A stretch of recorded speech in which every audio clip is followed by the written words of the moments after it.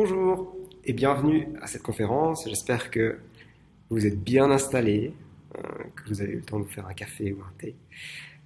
C'est parti pour cette présentation sur surtout ne pas refaire son site. Alors pourquoi est-ce que je vous parle de ça? Donc je m'appelle Marc, je suis spécialiste en refonte web au sein de l'agence Antistatique à Lausanne et à Genève. Je fais des sites depuis plus de 20 ans et j'en refais depuis plus de 12 ans au sein de l'agence. Cette agence Antistatique qui est présente à Lausanne et à Genève. Maintenant que vous m'avez vu, je me mets en plus petit pour laisser la place au slide. Et hop là, voilà. Donc, Antistatique, brièvement, on est une agence web suisse, on développe et on imagine, on design des solutions numériques. Le but, c'est de créer des expériences pour vos clients qui comptent vraiment. Et puis, on sera présent au Salon Lec en septembre. Pour de vrai, on se réjouit. Et puis, en attendant, n'hésitez pas à nous contacter directement via notre site antistatique.net. Antistatique, c'est une équipe de 20 personnes, une équipe à taille humaine. Et puis, une de nos particularités, c'est que tout le développement, tout le design, tout le travail est fait in-house. Il n'y a pas de sous-traitance et c'est que des passionnés du web qui se réjouissent de travailler sur votre prochain projet. Parlons de projet, je vous parlais de refonte. On est connu pour avoir fait quelques refontes importantes en Suisse romande, comme notamment d'avoir redesigné le site du temps, ou encore d'avoir recodé le site, le style guide des projets de admin.ch et de la chancellerie fédérale. On a aussi refait le site de Médecins sans frontières, pour lequel on s'occupe depuis quelques années. Et puis, plus récemment, le redesign de la ville de Genève, ou encore le redesign et le front-end pour l'écosystème des sites de l'EPFL. Et puis, quand on parle de refonte, alors un petit graphique comme ça fait aussi sérieux. Donc, on a deux axes sur ce graphique. On a le temps qui passe, et puis en vertical, on a les performances, ou la performance du site. Et puis, à chaque nouvelle version du site, quand on fait une refonte, évidemment, on essaie d'améliorer ces performances. Et puis, souvent, on prend le chemin qui est en rose, où on fait une nouvelle version du site, ensuite on ne la touche pas, on attend les années qui passent, et puis, au bout d'un moment, on en a tellement honte de ce site qu'on se dit, bon, c'est le moment de tout refaire. Ça aurait été mieux de prendre le chemin bleu, celui qui permet d'améliorer les performances petit à petit, d'améliorer le fonctionnement du projet pour éviter de perdre en fait tout ce temps et toute cette performance au fil des années. Je vais vous expliquer un petit peu comment ça se passe et pourquoi c'est important de bien planifier les refontes de projet. Alors peut-être que vous êtes au moment où, comme là sous la version 2, où ça fait un moment que vous avez fait votre site internet, vous n'êtes pas sûr qu'il sert absolument votre business aujourd'hui et vous pensez que c'est nécessaire de faire une refonte, c'est vraiment le moment où vous avez honte de votre site. On va parler de ce moment-là. Donc, on va éviter en général les métaphores dans le domaine du digital, mais bon, allons-y. Une refonte, c'est comme un déménagement. Mais pourquoi c'est comme un déménagement? Eh bien, peut-être qu'on réalise qu'on est à l'étroit, que notre appartement, notre maison, elle est plus adaptée, elle est plus très responsive.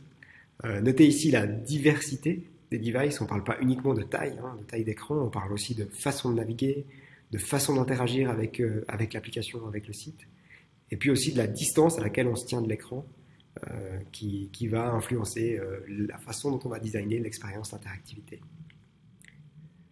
Peut-être qu'il y a une fuite, ou que en fait, c'est vraiment le moment de déménager, parce que notre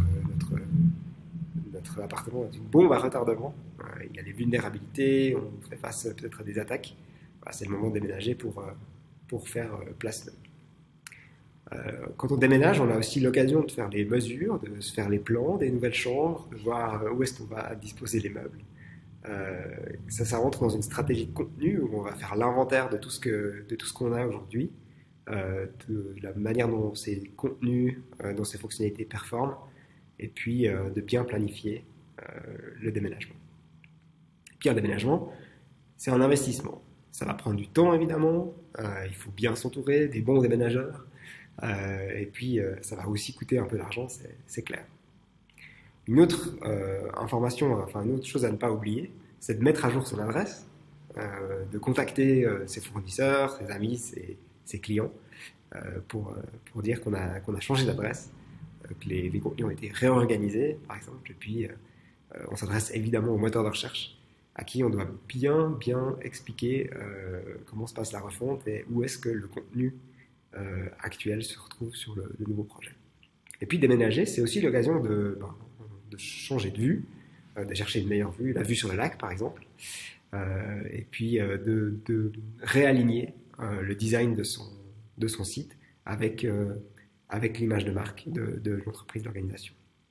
Puis une dernière chose, le déménagement, on cherche aussi à améliorer l'expérience, à améliorer la qualité de vie, d'avoir des instants plus mémorables dans ce nouveau site, et on va essayer aussi de le mesurer. Si on revient à notre graphique que je vous ai montré tout à l'heure, si on avait déménagé chaque année d'un étage, peut-être que ça aurait été quand même plus simple que le gros déménagement, et peut-être qu'on aurait amélioré la vue sur le lac au fur et à mesure des années. Donc, voilà où s'arrête cette métaphore. Maintenant, surtout, ne pas refaire son site sans savoir pourquoi on le fait. Et d'où l'importance de mettre en place des indicateurs de performance, des indicateurs qui sont importants pour votre business, des indicateurs de conversion notamment. Aujourd'hui, sur l'ancien site, avant même de lancer le nouveau, parce que l'objectif, c'est évidemment de voir à quel point on a amélioré les choses en faisant une refonte, pas partir dans l'inconnu, avoir des chiffres avant pour pouvoir les comparer. Il ne faut donc pas attendre pour mettre en place ces indicateurs de performance. Et il n'y a pas de mauvaises excuses pour pas les mettre en place. Il y a énormément d'outils qui sont faciles à mettre en place et puis qui vous permettront de voir les performances de chaque partie du projet, de l'application ou du site. Donc aucune excuse. Il y a aussi des plateformes qui sont plus respectueuses de la vie privée. Voilà, il y a le choix et aujourd'hui c'est une vraie opportunité. Les mesures quantitatives évidemment, mais aussi des mesures qualitatives. Ça vaut la peine évidemment de faire des tests utilisateurs, de voir sur le terrain comment les gens utilisent votre site actuel, quelles sont les frustrations, quels sont les points aussi qui sont bons, qu'il faudra garder, quels sont les éléments bloquants sur votre site. Et ça passe par une étude d'ergonomie et d'utilisabilité et des tests utilisateurs pour pouvoir avoir un vrai retour sur comment les gens utilisent votre site et votre application aujourd'hui. Et puis, pas de mesures bêtement dans le vide, ne collectez pas des données pour rien, pas juste pour faire des jolis graphiques pour montrer lors de séances, mais vraiment faire un suivi. C'est plus important de faire un suivi sur le long terme des performances et de les regarder toutes les semaines, tous les mois, plutôt qu'une fois par année avoir un énorme rapport on ne saura pas qu'est-ce qu'on doit améliorer, on ne saura pas si petit à petit les choses qu'on a améliorées, si ça a eu une influence. Aujourd'hui, avec les lois sur la protection des données européennes, la loi qui arrive en Suisse d'ici quelques mois, c'est vraiment important de se poser la question pourquoi est-ce qu'on collecte ces données, qu'est-ce qu'on en fait, est-ce que ça vaut vraiment la peine, est-ce que ça nous aide à améliorer, plutôt que simplement les collecter parce que c'est si facile de les collecter. On est prêt maintenant à lancer ce nouveau site, on sait pourquoi. La suite, c'est de savoir pour qui on fait cette refonte. Alors, évidemment, c'est pour les utilisateurs, mais c'est pour les utilisateurs le plus grand nombre, ceux qui nous amènent le plus de conversions. Je reprends l'exemple de la refonte du temps, où on a commencé par refaire la page détail d'un article. C'est évidemment les pages les plus vues, le type de page le plus vu, mais on s'est concentré que sur cette page, on a imaginé toute l'architecture de cette page, le design, le développement, la mise en production, et vous aviez pendant un temps le site qui n'avait encore l'ancienne page d'accueil, pas responsive, et par contre les pages détail d'articles qui étaient tout redesignées. Et le but, évidemment, c'est de se concentrer uniquement pour commencer sur les pages les plus importantes pour les utilisateurs. Donc, le public, ce n'est pas vous, ce sont vos clients, c'est pour eux qu'on réalise la refonte du site ou de l'application web. Surtout, ne pas refaire son site uniquement pour du wow. Le wow, il s'efface assez vite. Ce qu'on cherche à faire, c'est améliorer l'expérience utilisateur dans son ensemble. Évidemment, l'émotionnel est extrêmement important. C'est ce dont les gens vont se souvenir. Mais le fait que ça fonctionne, que ce soit performant et que ce soit intuitif, c'est aussi important. L'expérience utilisateur, en passant, c'est une unité de mesure. Elle n'est pas dans les mains de uniquement les designers, elle est dans les mains de toute l'équipe. Le site, il doit être rapide, il doit se charger vite, on doit pouvoir facilement comprendre comment est-ce qu'on y navigue. C'est l'affaire de tous. L'expérience utilisateur, c'est cette mesure de la frustration de l'utilisateur ou de minimiser la frustration de l'utilisateur au moment où il cherche les horaires d'ouverture, au moment où il essaye de prendre rendez-vous, au moment où il ajoute des produits dans son panier. L'expérience utilisateur, c'est cette mesure. Et puis, on va essayer de minimiser cette frustration, augmenter le plaisir et la joie et le souvenir que les gens vont se faire de leur expérience à travers votre site ou votre application web. Surtout, ne pas refaire son site sans savoir comment. Évidemment, il faut s'entourer d'une équipe qualifiée et experte. Il faut aussi tout mettre en œuvre pour minimiser la dette technique. Donc la dette technique, ça va être tous les choix technologiques qui seront faits dans la refonte ou dans les évolutions d'une application ou d'un site web. Et puis, quelles seront ces implications de ces choix? Est-ce que c'est des applicatifs qui doivent être souvent mis à jour, qui ont des potentielles failles de sécurité?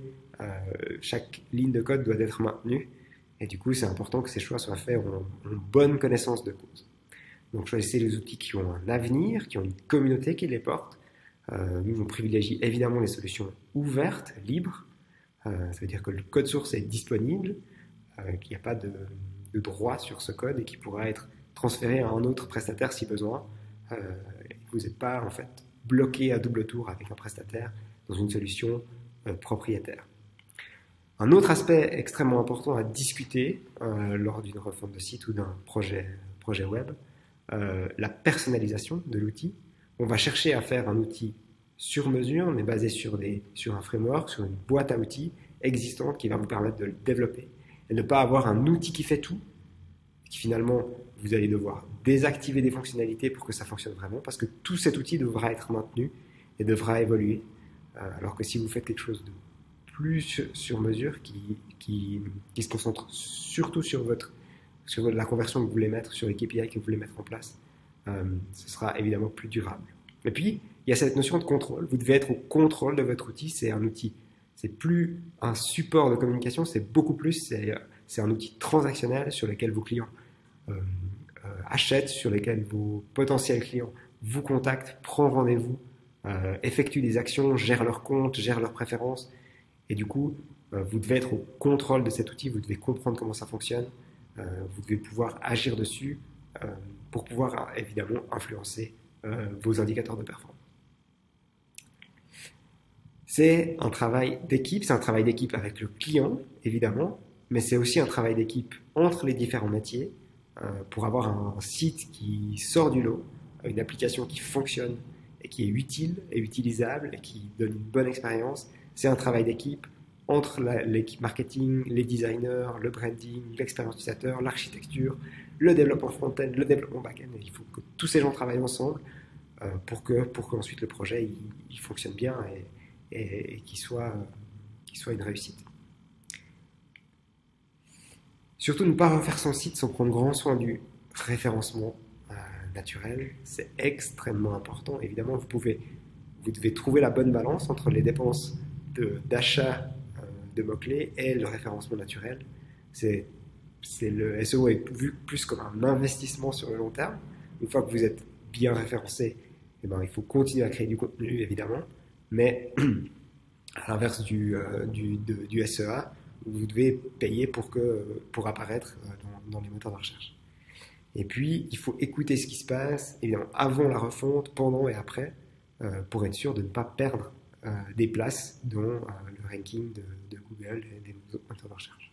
Donc on va porter une grande attention mettre des indicateurs de performance sur les pages d'atterrissage, comprendre pour les pages de décollage, ou les pages d'exit, où les gens partent, les pages de sortie, pardon, pour comprendre ce qui se passe, pourquoi les gens partent à cet endroit-là, est-ce qu'on fait affaire à du contenu qui est moins intéressant, ou simplement les gens ont trouvé ce qu'ils voulaient, et du coup, tant mieux. Est-ce qu'on peut leur proposer un nouveau contenu sur le site plutôt que de les voir partir. Et puis, passer au microscope. Toutes les pages. Si vous avez un site avec 500 pages, s'occuper que des 100 pages les plus vues, c'est important, mais ce n'est pas la seule stratégie. Les 400 autres pages qui sont peut-être moins vues, mais qui potentiellement performent plus, il faut aussi s'en occuper. C'est évidemment ce qu'on appelle le long tail, donc cette partie avec moins de visites, mais peut-être plus de performance, auquel il faut s'occuper, sur lequel on va aussi mettre des indicateurs. Il faut analyser avec beaucoup d'attention ces pages de sortie et les pages d'erreur au moment de la refonte. C'est un vrai potentiel qu'il ne faut pas perdre dans votre référencement. Indiquer au moteur de recherche, au moteur d'indexation, où seront les nouveaux contenus dans la nouvelle architecture pour être sûr que les gens s'y retrouvent et retrouvent leur contenu et que ce contenu reste référencé. Et puis, une refonte, c'est aussi l'occasion de voir tous vos référents, tous les gens qui vous mentionnent, pour aller les remercier de vous amener du trafic. Vous savez que le fonctionnement de base de Google, par exemple, c'est la popularité de votre site. Donc, plus votre site est cité par d'autres sites, si ces sites sont en plus de grande audience, ça va augmenter votre référencement. Donc, c'est l'occasion de voir si ces liens ils sont toujours d'actualité, s'il faut demander aux gens de le mettre à jour, et puis les remercier de vous mentionner. Retour à notre graphique donc, on parle de développement durable. L'objectif est d'améliorer petit à petit les performances. L'objectif ultime, c'est de ne pas faire la V2 là, dans le graphique. Donc faire la V1, le faire améliorer petit à petit, suivre le chemin bleu. Et puis, évidemment, au bout d'un certain nombre d'années, on va vouloir refaire une refonte parce que les usages ont changé, parce que la technologie a énormément évolué. Et puis, on a besoin de refaire un peu du neuf.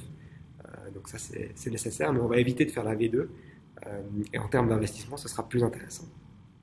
Donc, ce qu'il faut retenir, les KPI, donc ces indicateurs de performance, les mettre en place, les regarder, voir les actions, selon les actions de communication, de marketing que vous mettez en place, selon l'actualité, comment ces KPI bougent, est-ce qu'ils vont vers le haut, vers le bas, et qu'est-ce que vous pouvez faire pour améliorer ce suivi au quotidien.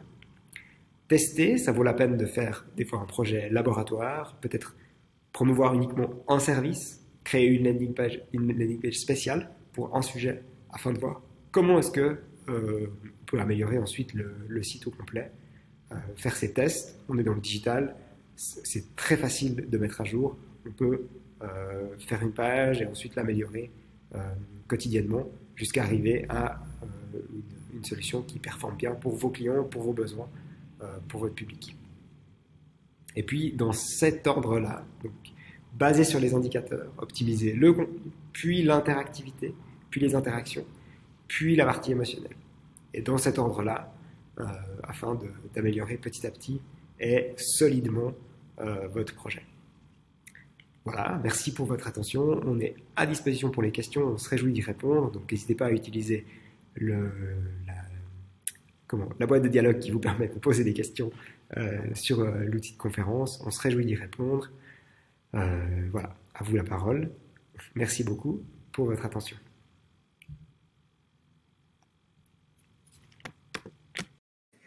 Bonjour à tous, merci pour votre participation à cette conférence.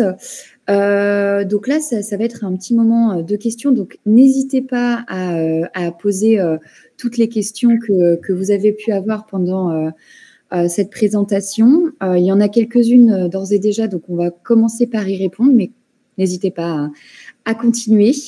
Donc déjà, je me présente, je m'appelle Mélanie, je suis en charge de toute la relation client avec nos potentiels clients, prospects et Antistatic. Donc il y a une question qu'on nous a posée, c'est comment nous, Antistatic, on fonctionnait exactement. On fonctionne par équipe où chaque équipe comprend à la fois un chef de projet pour garder le lien avec le client et l'équipe. Et ensuite, on va avoir en interne tout ce qui va être développeurs, à la fois front-end et back-end, mais également tous les développeurs, donc les UX ou les visuels. On est donc 23 répartis dans ces équipes. On va avoir également des directeurs techniques qui vont être là pour beaucoup plus chapeauter en profondeur toutes les notions à la fois artistiques comme du développement. En termes de tarifs, on va fonctionner en effet à l'heure en fonction du temps qu'on va passer sur le projet. Et on va avoir un tarif unique de 175 francs de l'heure. Je vais passer maintenant la parole à Marc pour le reste des questions. Ouais, merci beaucoup pour les questions. Il y avait une question qu'une personne qui a raté le début. Alors, il n'y a pas de souci. Je crois que c'est enregistré et ce sera rediffusé. Nous, on a aussi enregistré de notre côté. On pourra aussi le diffuser sur notre site. Donc, n'hésitez pas à venir voir notre blog. On parlera du sujet de la conférence avec des liens pour aller plus loin et puis avec la vidéo que vous pourrez revoir. On a aussi une autre question sur comment fonctionne cet inventaire de contenu. Donc, j'ai parlé et pour l'aspect SEO et pour l'aspect performance en fait du site. On va faire dans l'étape de conception, dans l'étape d'architecture du projet, un inventaire complet des pages du site, de voir pour chacune des pages, est-ce que la rédaction, est-ce que la compréhension de cette page par rapport au public qu'on a identifié, elle est bonne? Est-ce qu'il y a des choses à revoir? Et puis on va profiter de cet inventaire de contenu dans le cadre de la refonte pour dire, voilà, ce contenu, il a telle valeur, il faudra le réécrire ou créer plus une meilleure introduction ou ajouter plus de balisage dans le contenu pour qu'il soit mieux référencé. Mais on va aussi profiter pour lui mettre une date de validité à ce contenu en disant, il est bien aujourd'hui, ce serait intéressant qu'on y retourne dans 3 ans pour voir s'il sera toujours d'actualité, pour le mettre à jour si nécessaire, pour qu'il continue à performer comme il faut et qu'il continue à vous amener les visiteurs pour faire les actions que vous voulez leur faire sur le site. Il y avait une autre question sur les différentes étapes d'une refonte. Alors, il est un peu en filigrane dans la présentation, c'est vrai. On passe de toute façon par une analyse de l'existant pour comprendre aujourd'hui comment ça se passe, quelles sont les actions sur la plateforme qui sont facilitées, qu'est-ce qu'on doit récupérer, qu'est-ce qu'on doit améliorer évidemment. Et puis on doit pouvoir aussi approcher cette refonte avec le repositionnement. Donc les différentes étapes, on passe par une étape d'architecture, de recherche utilisateur, une étape de design visuel, une étape de front-end et en back-end, où on va faire la migration des contenus et puis la mise en ligne du nouveau projet. Et puis ensuite, ça s'accompagne d'un suivi pour être sûr que ce qu'on a mis en place, ça performe comme prévu. Je crois qu'Alberto, il y avait aussi une question qui était plus pour toi. Oui, alors il y avait une question qui concernait est-ce qu'on doit communiquer une refonte d'un site internet? Alors moi, je me présente, je m'appelle Alberto, je suis un des 3 fondateurs de l'agence et je m'occupe principalement de tout ce qui est stratégie digitale et stratégie de communication pour les différentes marques ou entreprises qui nous sollicitent. Donc, en fait, le premier conseil que je peux vous donner, c'est qu'on communique sur un site internet. C'est déjà s'assurer qu'il n'y a pas de bug, vraiment se donner un temps d'essai ou de test au moment que le site est live. Donc, peut-être se donner entre 2 et 8 semaines pour bien tester le site internet et être sûr que toutes les pages, toutes les redirections, tous les call to action soient bons et qui fonctionnent. Après, c'est vrai que si vous avez un objectif typiquement de leads ou de vente sur un site internet, il est toujours intéressant de mettre en place une campagne, ce que nous on appelle une campagne de lancement, qui dure environ 3 mois, avec une mise en place d'une stratégie de communication, une stratégie digitale, accompagnée peut-être d'achats médias, c'est-à-dire achats publicitaires sur différents réseaux sociaux ou plateformes. Donc oui, c'est toujours quelque chose de bienvenu de communiquer une refonte, toujours avec des KPI qui ont été prédéfinis. C'est vrai que faire une campagne sans KPI, ça a peut-être un peu moins de sens. Donc voilà, j'espère que j'ai répondu à votre question. Marc, je te repasse la parole. Je crois qu'il y a eu des nouvelles questions. Merci pour votre participation, effectivement, ça fait plaisir. Lors d'un changement de refonte d'architecture, est-ce qu'il vaut mieux privilégier des redirections automatiques ou moins de redirections mais de meilleure qualité? Alors, idéalement, on va essayer de rediriger toutes les pages. Après, on va passer par section. Si on a une partie de l'architecture du site, de l'ancien site, qu'on ne va pas migrer, on va s'assurer pour que toutes ces ressources, tous les URL qui pointaient vers des actualités en détail qu'on ne va pas migrer, pointent ensuite sur une page qui va lister les nouvelles actualités. Donc, on va essayer de rediriger absolument tous les points d'entrée. Parce que c'est là qu'on va essayer de ne pas perdre en fait l'indexation qu'on a aujourd'hui sur le site. Le but c'est d'améliorer, c'est surtout pas d'enlever des ressources.